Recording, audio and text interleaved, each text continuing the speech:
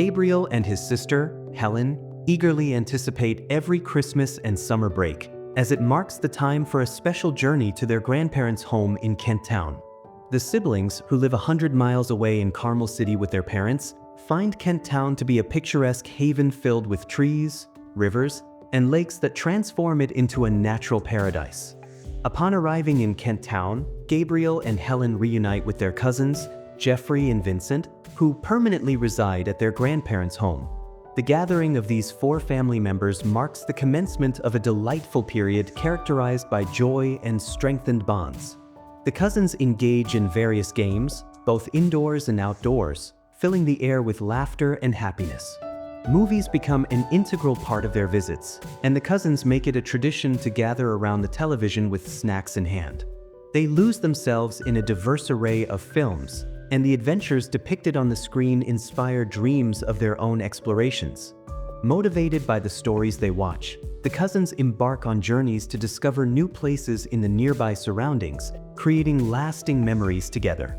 Their most significant achievement is the treehouse they've built, a secret spot high in the branches where they share stories and plan their next adventures. Gabriel, the oldest among the cousins, takes on a leadership role. He guides the younger ones, sharing his wisdom and keeping the group together. The cousins, fueled by their passion for adventure, orchestrate treasure hunt competitions that transform into grand celebrations with the inclusion of friends. In their quest to create engaging and thrilling treasure hunts, the cousins strategically hide a diverse assortment of treasures, incorporating items gathered from nature like seashells and fancy stones, along with carefully crafted artifacts.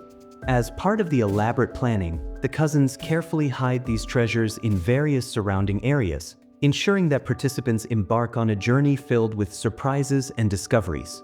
To guide the participants on their quest for hidden riches, the cousins meticulously craft intricate maps, highlighting the locations where these treasures lie in wait. Dropping clever hints along the way, they create an atmosphere of shared thrill and anticipation. The atmosphere buzzes with the joy of discovery and contagious laughter, fostering a profound sense of camaraderie and delight in the heart of Kent Town. Jacob and Hannah, the grandparents, were once intrepid sea explorers, and their adventurous spirit still thrives. Jacob, with his passion for the sea, spends his days engrossed in research within the basement of their home. The basement is filled with mysterious and intriguing items, collected over years of exploration, each with its own story and connection to the vast oceans. Despite the cousins' curiosity, Jacob is adamant about keeping the basement off-limits to everyone, creating an air of mystery and excitement around it. At bedtime, Hannah shares tales of their daring escapades at sea. Her stories are a blend of excitement, danger, and the thrill of discovery, capturing the imagination of the cousins. The bedtime stories become a cherished tradition, connecting the younger generation to the maritime legacy of their grandparents. Gabriel's birthday coincides with the summer vacation, and it's a tradition for him to celebrate it with his cousins in Kent Town. During the week of his 16th birthday, as he and his sister arrive in Kent Town, a relentless rainstorm is soaking the area continuously for 2 weeks. The incessant downpour is leaving them feeling cooped up and bored, unable to enjoy their usual outdoor festivities. To make matters worse, the beloved treehouse, which holds so many memories and serves as a symbol of their shared adventures, is falling victim to the relentless rain. In an effort to lift the spirits dampened by the persistent rain, Jacob suggests a visit to his basement treasure trove. The cousins' excitement is palpable, their eyes wide with anticipation as they gather around to listen to Jacob's captivating tales of the high seas. With each artifact he unveils, their fascination deepens as they marvel at intricate navigational instruments, exotic souvenirs from distant lands, books, pictures, and other intriguing items. Throughout the day, they are transported to different corners of the globe, carried away by the enchanting stories of Jacob's maritime adventures. Among the numerous artifacts, one element in the basement captures their attention like no other: a large, securely locked cupboard. Jacob, his eyes holding a hint of mystery, reveals that this cupboard harbors secrets too profound for the world to know. He explains that it is strictly off-limits, an enticing enigma left unexplored. Despite their intense curiosity, The cousins respect their grandfather's wishes. They promise not to pry into the secrets concealed within that locked cupboard. The rain outside may have thwarted their outdoor plans, but within the walls of their grandparents' basement, they have discovered a treasure trove of stories and secrets. As Gabriel turns 18, Jacob has a special surprise in store for him. He decides to pass down a cherished relic from his adventurous youth, his vintage car. This vehicle has endured the rigors of numerous expeditions, and each scratch and mark on it tells a story. Jacob senses that it's time for a new generation to take the wheel and create their own adventures. Upon receiving this vintage treasure, Gabriel is thrilled by the sentiment and the potential for future journeys. However, the car, having aged gracefully, barely moves. Undeterred, Gabriel, with the support of his cousins, embarks on a mission to restore the vintage vehicle to its former glory. They spend hours delving into its mechanical intricacies, eager to revive the luster that once defined the car. As they tinker with the old technology and systems, the cousins soon realize that their enthusiasm exceeds their mechanical expertise. The complexities of the vintage car pose a formidable challenge, and their limited experience with such machinery leads to minimal progress. With a tinge of disappointment, Gabriel decides to seek the advice of professional mechanics. However, after consulting a few experts, he's confronted with a stark reality. The cost of repairing the vintage car would be substantial, and he simply doesn't have the funds to cover it at the moment. Undaunted, Gabriel takes it upon himself to save every penny he can. Over the course of the next 2 years, he juggles part-time jobs while maintaining his studies. His determination and hard work eventually bear fruit as he accumulates enough money to undertake the much-needed restoration. With the funds in hand, Gabriel throws himself into the project, overseeing the car's transformation. The old engine is revitalized, the body restored to its former glory, and the vintage beauty once again gleams with life. Jacob, filled with pride and nostalgia, congratulates Gabriel for his unwavering dedication and commitment to resurrecting the old car. To celebrate their success, the cousins decide to take the vintage vehicle for a ride through the picturesque roads of Kent Town. As the engine roars to life and the vintage car gracefully glides along the scenic routes, they bask in the joy of not only reviving a piece of family history but also creating new memories. One day, Jacob makes an unexpected decision. He reveals his plan to set sail with his old crew, sharing the exciting news that they have finally discovered the elusive location of an ancient ship they had relentlessly sought. With decades of seafaring experience under his belt, Jacob understands the challenges that lie ahead on this quest. Immersed in the preparations for the voyage, he busies himself with packing the necessary provisions and gear. Hannah, who has always accompanied Jacob on his maritime adventures, is deciding to step down from joining him on his sea journey. This decision is influenced by age-related problems that she is currently facing. As Jacob prepares to embark on his journey, the entire family gathers to bid him farewell. Vincent, curious about the duration of this adventure, poses the pivotal question: "When will you return, Grandpa?" Jacob, with a contemplative look, responds, "It may take years, my boy. This is a complicated journey that I have to complete." Jeffrey turns to Hannah and asks, "Do you know where Grandpa is going?" Hannah, with a knowing smile, replies, "Yes, I do. But your grandfather himself will tell us all about it when he returns. For now, it's his adventure to undertake, and we'll support him from here." Helen, with a mix of concern and curiosity, inquires further, "Are you sure you want to embark on this adventure, Grandpa?" Jacob, with a glint of determination in his eyes, responds, "This is something I have to do, my dear. It's a promise I made long ago." With these words, Jacob departs from his family, leaving their hearts swaying between pride and apprehension. On yet another rainy week, the cousins find themselves gathered in the confines of Jacob's basement. As they delve into the treasures, their curiosity naturally gravitates toward the locked cupboard that has remained a source of mystery and intrigue for so long. Many times, they've been tempted to open it, but they've exercised self-control. The real challenge, however, is that they haven't been able to find a key for the lock. Their attention is diverted to an old picture album showcasing Jacob and Hannah's journeys. Amidst the snapshots of distant shores and exotic locales, Gabriel notices something remarkable. In multiple photos, Jacob is seen holding a particular box, a box that Gabriel believes he has spotted somewhere in the basement. With newfound excitement, Gabriel embarks on a quest to find this elusive box. After a thorough search, he discovers it hidden beneath a dusty carpet. Much to their frustration, the box is locked, and its contents remain a tantalizing mystery. Vincent, seated at the table and equipped with a pin, takes it upon himself to unlock the box. Hours of intense concentration and determination follow. After a while, the moment of triumph arrives as the lock clicks open. Vincent calls for Gabriel, and, brimming with anticipation, Gabriel rushes over to see the contents. To their amazement, they find a substantial key inside the box, one that seems perfectly suited to unlock the long-guarded cupboard.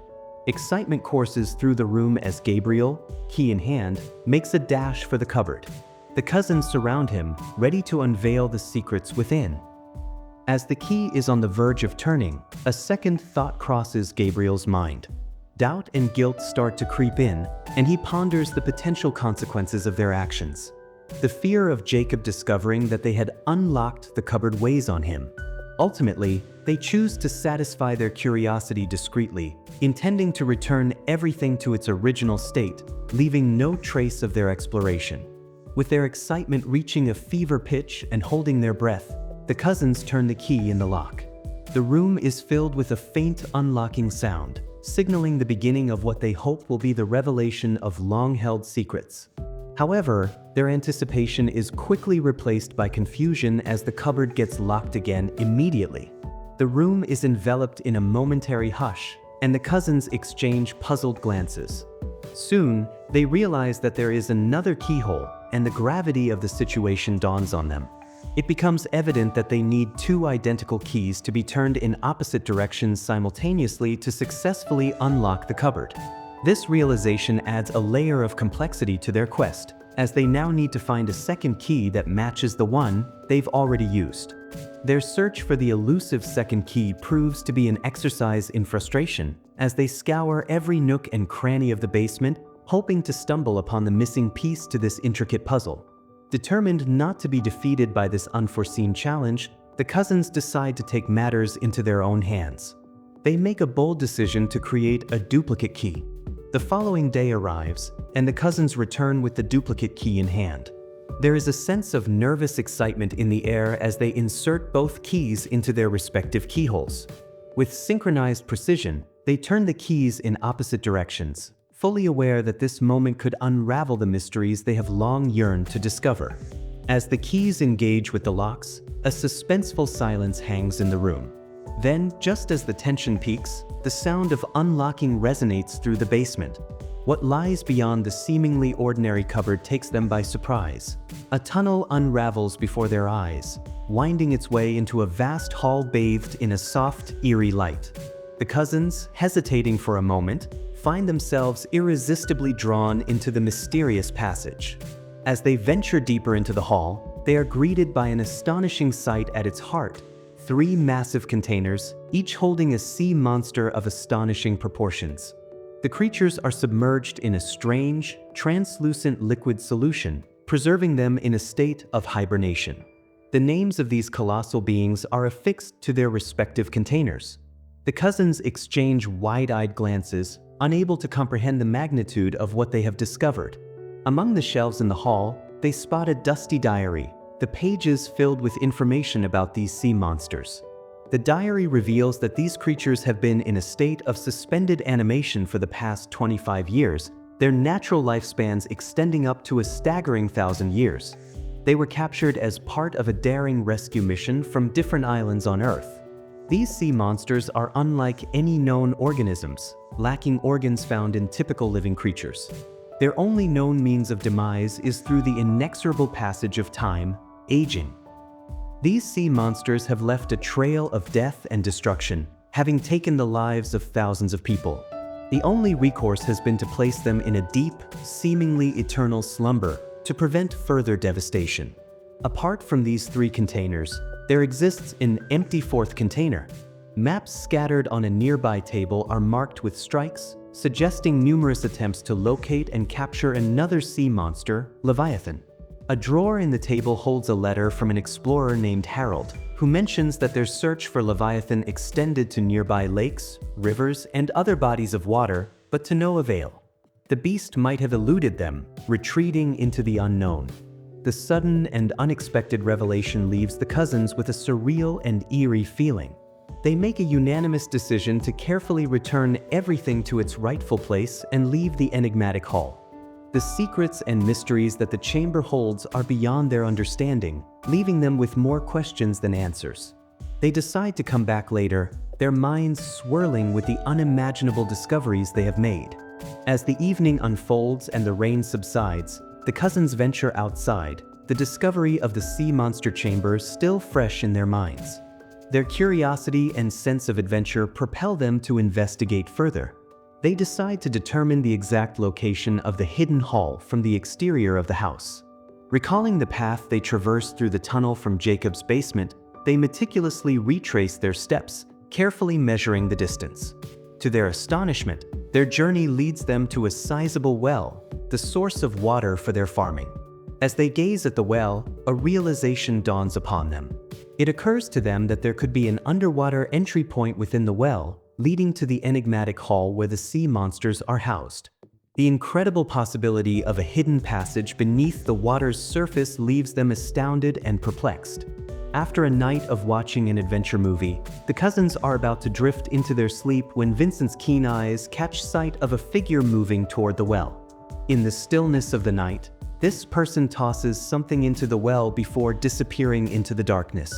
Vincent hurriedly shares what he has witnessed with his cousins, imbuing the room with an air of intrigue and anticipation. The next morning, driven by their curiosity, the cousins assemble at the well, eager to unveil the secrets of the tossed object. Employing their grandfather's fruit plucker, they develop a plan to retrieve the enigmatic item. With precision and skill, they successfully retrieve a box tied to a stone and excitedly transport it to their room, ready to unravel the contents hidden within. Inside the box, they find a letter, a small map, and a color photograph of a sea monster. The letter is signed by Jennifer Harold, who, along with her father, claims to have spotted Leviathan in Lake Nessna. The attached map outlines the movements of the elusive creature. Excitement courses through the cousins as they realize they may have vital information about the whereabouts of the missing Leviathan. However, they face a dilemma. Jacob is currently on a sea voyage, making it impossible to inform him of this incredible discovery. Relying on the maps available in the basement, they attempt to pinpoint Lake Nessna, nestled in the heart of the vast Black Forest. With a few weeks left before their summer vacation concludes, the cousins make a collective decision to embark on a journey to the lake. The challenge lies in securing permission from their parents, prompting them to explore options for entering the forest. Fortunately, they discover a forest trekking service they can join, and through persuasion and negotiation, they obtain the consent they need. Armed with permission, they register for the trekking service and set off in their car, driving toward the entrance of the Black Forest. Upon arrival, they are joined by a guide who will accompany them on their journey. They venture deeper into the forest, camping in a safe spot for the night. The next day, they make their way to a hilltop with a view of Lake Nessna in the distance. However, the guide informs them that the lake is off-limits, and tourists are not allowed to go any farther. Disappointment sets in, and the cousins begin brainstorming ways to reach the lake. In a moment when hope appears to fade, they discern a figure atop the hill who remarkably resembles the person seen in the photo album with their grandfather. Encouraged by the resemblance, they approach the individual and ask if he is Harold. Upon learning that they are Jacob's grandchildren, he confirms his identity. The cousins then recount their story of finding the letter and discovering information about Leviathan. Harold, who has come to the hilltop to gather supplies, reveals that he and his friends hold special permission to access Lake Nessna. With enthusiasm, he invites the young explorers to join him, marking the beginning of a thrilling adventure into the heart of the Black Forest in pursuit of Leviathan. Harold warmly introduces the cousins to his circle of friends, a close-knit group familiar with their grandparents. Jennifer, Harold's daughter, takes the opportunity to share her recent encounter with Leviathan at Lake Nessna. A few weeks ago, Jennifer arrives at Lake Nessna with her small team for a treasure hunt. Their map indicates the cave behind the waterfall in Lake Nesna as the location of a hidden treasure. On the second day of camping at the lake's shore, Jennifer spots a monster in the lake and seeks Harold's expertise to identify the mysterious creature. Despite being involved in another adventure in a distant village, Harold promptly arrives at Lake Nesna, armed with the necessary tools to face the monster. He confirms it to be Leviathan, sharing this newfound information with his knowledgeable friends familiar with Leviathan's lore and history. Jennifer and her team's endeavors fall under the purview of the government's archaeology department, but the sightings of Leviathan are kept confidential. The rationale is to prevent the government from exploiting or weaponizing the creatures. Jennifer emphasizes that this caution is crucial, drawing on historical instances where sea monsters were weaponized by kingdoms in the past for warfare. Concerns about the potential danger posed by Leviathan prompt the cousins to express their worries. In response, Jennifer provides additional information, noting a decline in the animal population in the forest near the lake. She also mentions cases of missing people in the past years around the lake, contributing to the decision to restrict tourist visits near Lake Nesna for safety reasons. Harold reveals that he has prepared weapons that fire special chemical bullets designed to sedate Leviathan. Once tranquilized, the sea monster is loaded into his truck and transported to a vast laboratory he has constructed in his basement. Leviathan has considerably grown in size since its last sighting 25 years ago. Early the next morning, Harold, along with his friends, Jennifer, and the cousins, embark on a mission to observe Leviathan's movements.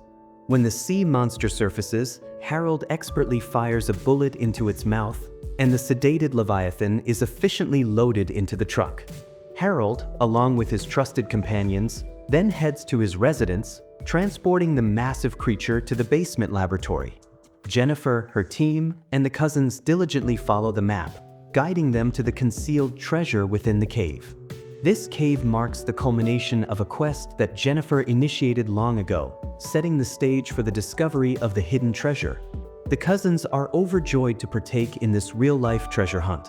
Harold chronicles these narratives and communicates them to Jacob, detailing the daring exploits of the cousins and the triumphant resolution of their mission.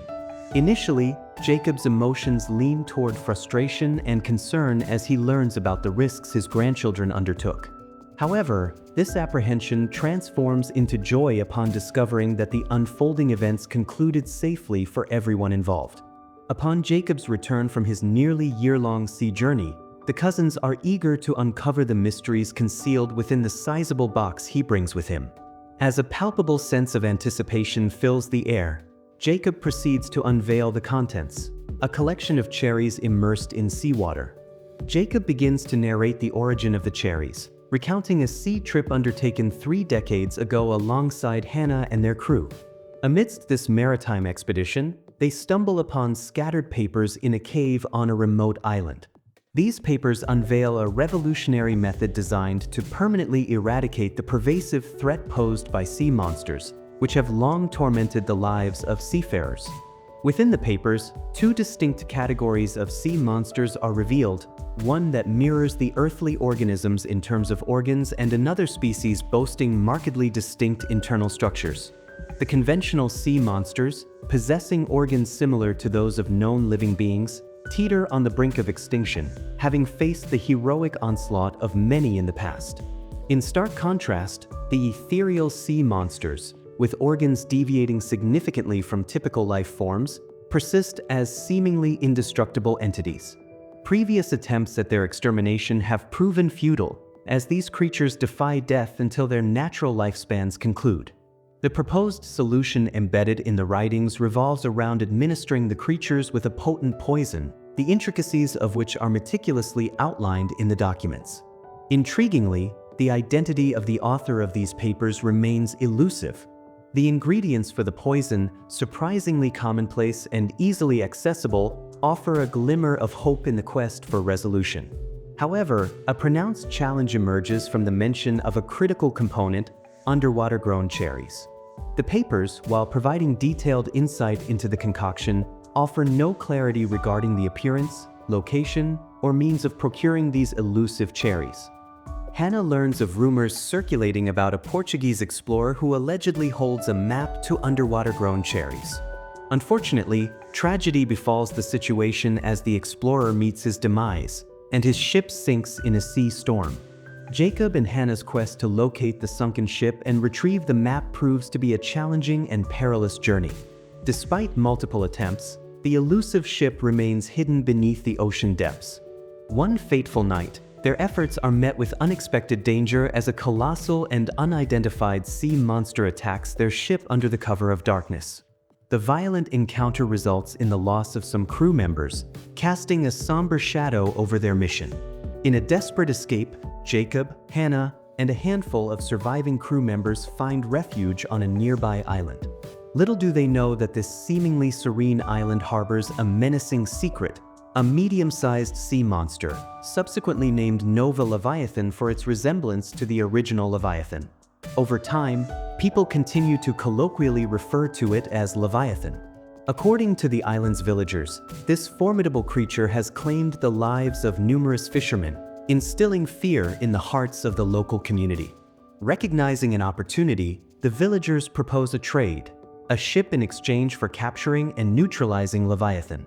Unfazed by the challenges, Jacob and Hannah craft a meticulous strategy to trap Leviathan. Despite multiple attempts with various traps, their efforts prove futile in eliminating the sea monster. However, Harold, a resourceful member of their crew, proposes an alternative approach. Drawing from the information in the mysterious papers, he formulates a potent poison, omitting the elusive underwater-grown cherries. Harold proceeds to inject the poison into an animal and strategically places it on the shore, a frequent haunt of Leviathan. As anticipated, Leviathan consumes the poisoned animal and succumbs to the effects, collapsing after a few moments. The crew, elated by the success of the poison sans the rare cherries, revel in their accomplishment. Buoyed by the initial victory, Harold approaches the Leviathan, only to be met with a startling twist. To their surprise, Leviathan, despite being seemingly incapacitated, opens one eye and suddenly lunges at Harold, crawling on the sand with a determined ferocity. However, the monster is unable to fully rise and abruptly falls back into a deep slumber. Seizing the opportunity, the crew swiftly secures the monster with tightly bound restraints, understanding that the absence of cherries in the poison merely sedates the sea monster rather than inducing a more permanent effect.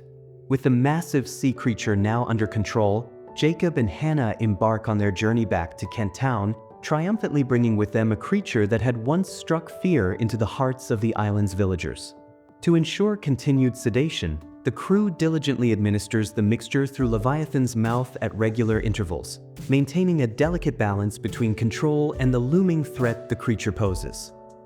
Jacob and Hannah develop a comprehensive plan to ensure the creature remains contained for the entirety of its life. The focal point of this strategy involves constructing a robust cage designed to withstand the immense strength and size of Leviathan. The cage is meticulously engineered, aiming to provide a secure and permanent confinement for the sea monster. However, the meticulous plan encounters an unexpected setback during one fateful night. A crucial oversight occurs, leading to the crew inadvertently missing the scheduled administration of the sedation mixture. This lapse in vigilance allows Leviathan to escape, prompting a frantic search in the hope of reclaiming control over the formidable creature. Unfortunately, the search proves futile, leaving the fate and whereabouts of Leviathan uncertain. Jacob and Hannah return to the sea in pursuit of Leviathan, while Harold, having retired from sea exploration, dedicates his efforts to searching for Leviathan in lakes and rivers across various regions. Chasing after Leviathan, Jacob and Hannah manage to capture an additional 3 sea monsters. These captured creatures are thoughtfully placed in an underground hall near their home, submerging each one in a container filled with a sedative solution. The intention is to maintain the sea monsters in a state of sedation until the elusive underwater-grown cherries are discovered. Recognizing the potential global impact of their discovery, Jacob and Hannah decide to share their expertise with trusted explorers. The explorers replicate the process and successfully capture numerous sea monsters, employing the same sedative solution for confinement. As a result, sea monsters are captured, subdued, and strategically hidden in different locations across the world. This coordinated effort, orchestrated by Jacob, Hannah, and their network of explorers, effectively safeguards coastal regions and seafarers from the threat of sea monster attacks. Several decades later, a community of sea explorers affiliated with Jacob makes an extraordinary discovery: a sunken ship that once belonged to the Portuguese explorer. This revelation sheds light on the primary motive behind Jacob's extensive sea journey nearly a year earlier: to investigate the ship and acquire the map that held the crucial information about the underwater-grown cherries.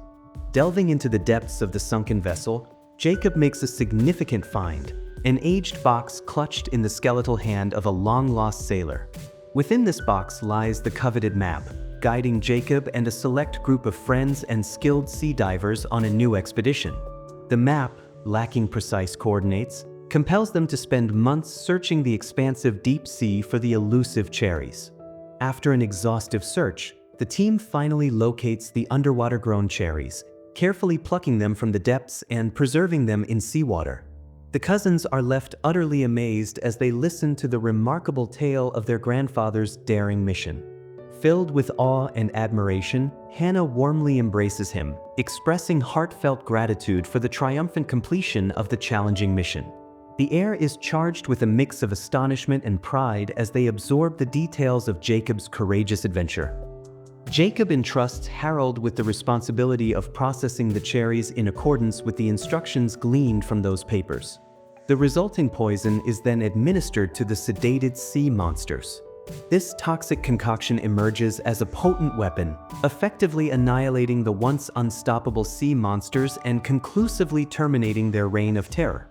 Enthralled by the cousins' unwavering enthusiasm for adventure, Jacob unveils a precious possession: an intricately preserved map that he has safeguarded, anticipating the arrival of individuals worthy of undertaking this daring mission.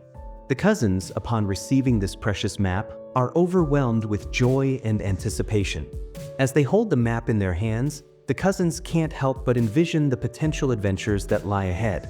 Each marking on the map becomes a tantalizing hint at uncharted territories and hidden treasures waiting to be explored.